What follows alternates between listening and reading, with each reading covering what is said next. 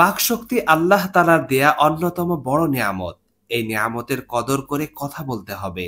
মুখ আছে বলেই সব কথা বলা যাবে না, কারণ মানুষের প্রতিটি কাজকর্ম কথা লিপিবদ্ধ করা হয়। দায়িত্বপ্রাপ্ত ফেরেশতারা তা রেকর্ড করে নেয়, তাতে কোনো গুনাহ থাকুক বা না থাকুক।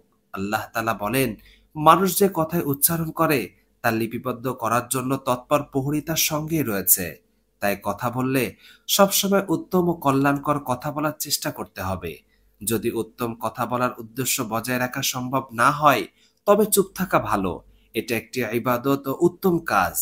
শাইখ আবু বকর ইবনে আব্দুল্লাহ আল মুজানি রহমতুল্লাহ আলাইকে চুপ থাকা নিয়ে জিজ্ঞেস করা হয়েছিল, আপনি এত দীর্ঘ সময় চুপ থাকেন কেন? তিনি জবাব দেন, আমার জিহ্বা হিংস্র একটা জীবের মতো। যদি আমি ছেড়ে দিই তাহলে এটা আমাকে খেয়ে ফেলবে। আর ঈমানদার ব্যক্তি অনর্থক কথা বলে না। আল্লাহ রাসূল সাল্লাল্লাহু আলাইহি সাল্লাম বলেন, যে আল্লাহ ও পরকালের উপর ঈমান রাখে সে যেন উত্তম কথা বলে নতুবা চুপ থাকে। আবু হুরায়রা রাদিয়াল্লাহু তাআলা আনহু হতে বর্ণিত হাদিসে আল্লাহ রাসূল সাল্লাল্লাহু আলাইহি সাল্লাম বলেছেন, যে ব্যক্তি আল্লাহ ও শেষ দিনের প্রতি বিশ্বাস রাখে সে যেন ভালো কথা বলে নচেত চুপ থাকে। আবু মুসা রাদিয়াল্লাহু তাআলা আনহু হতে বর্ণিত তিনি বলেন, আমি রাসূল সাল্লাল্লাহু আলাইহি সাল্লামকে জিজ্ঞাসা করলাম, হে আল্লাহর রাসূল, সর্বোত্তম মুসলিম কে? তিনি বললেন, যার জিহ্বা ও হাত থেকে মুসলিমরা নিরাপদ থাকে। আব্দুল ইবনে মাসউদ রাদিয়াল্লাহু তাআলা আনহু মহানবী সাল্লাল্লাহু আলাইহি সাল্লামকে জিজ্ঞাসা করলেন, হে আল্লাহর রাসূল, শ্রেষ্ঠ আমল কি?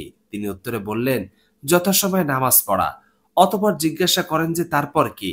তিনি বললেন, তোমার জিহ্বা থেকে লোককে নিরাপদে রাখা।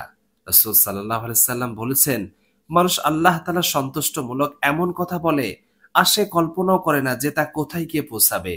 আল্লাহ তাআলা তার দরুন তার সাক্ষাতের দিন পর্যন্ত তার জন্য সন্তুষ্টি লিখে দেন। পক্ষান্তরে মানুষ আল্লাহ তাআলার অসন্তুষ্টমূলক এমন কথা বলে আর সে কল্পনাও করে না যে তা কোথায় গিয়ে পৌঁছাবে। আল্লাহ তাআলা তার দরুন তার সাক্ষাতের দিন পর্যন্ত তার জন্য অসন্তুষ্টি লিখে দেন।